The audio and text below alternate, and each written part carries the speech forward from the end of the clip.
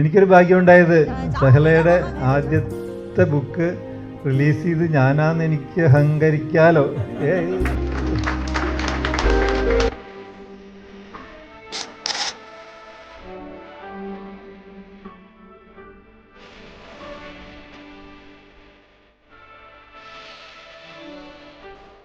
എൻ്റെ സുഹൃത്ത് ശ്രീ ജോസ് പുന്നാഴത്താണ് എന്നെ വിളിച്ച് ഇതുപോലെ ഇങ്ങനൊരു വളരെ ഒരു ചെറുപ്പം ഒരു ട്രെയിനറുണ്ട്, ഒരു മോട്ടിവേഷണൽ സ്പീക്കറാണ്, ഒരു ബുക്ക് കംപ്ലീറ്റ് ചെയ്തിട്ടുണ്ട്, അതൊന്ന് പ്രകാശനം ചെയ്യണം എന്ന് പറഞ്ഞപ്പോൾ എനിക്ക് തന്നെ ഒരു കൗതുകം തോന്നി.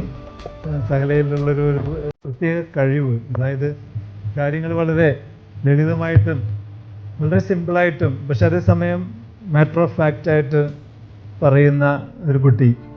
സമയം കൊണ്ട് തന്നെ ഇത്രയും പേരുടെ ശ്രദ്ധ ആകർഷിക്കാൻ പറ്റി.